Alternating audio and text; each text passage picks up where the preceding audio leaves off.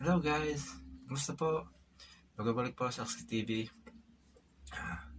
Tuturo po ulit ako sa inyo na isang panandaliang tutorial, ang intro solo ng kantang Tuwan po ng River Maya. Tuturo ko po sa inyo, intro lang. Basic lang naman po ito. Kumbaga, hindi naman to kailangan na sabihin natin na perfect o talagang plakadong-plakado. But just the same, tuturo ko sa inyo yung ayon po sa aking pandinig lang.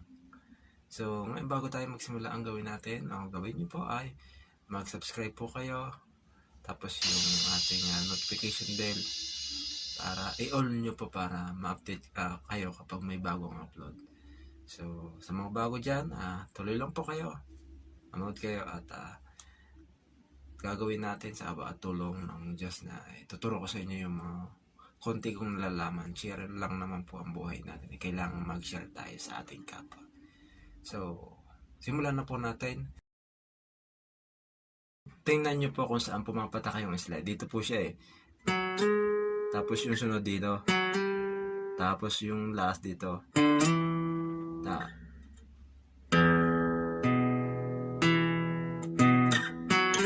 Isa.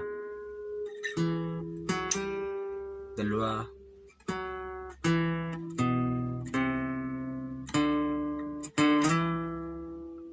Yun yung patatlo. Ulit natin.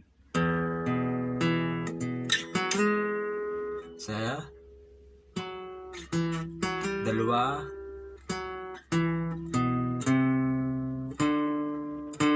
Tatlo. Bali, tatlo yung naibang pattern lang niya.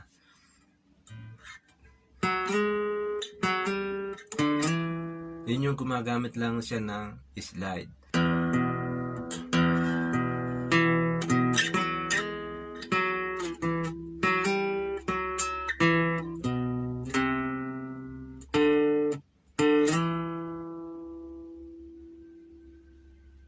Tapos ngayon, ang gagawin nyo lang po ay uulitin nyo lang pong muli yon. Tapos dito tayo magtatapos. Dito yon.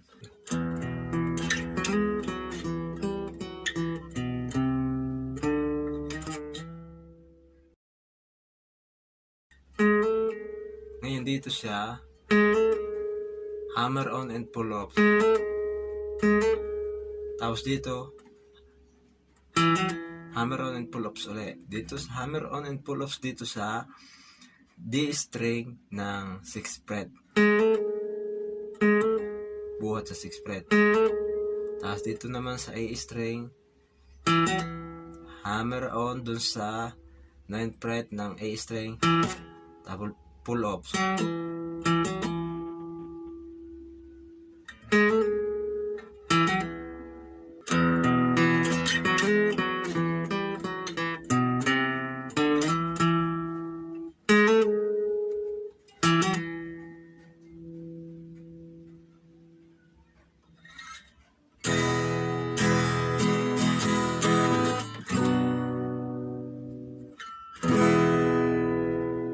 Ayun na po.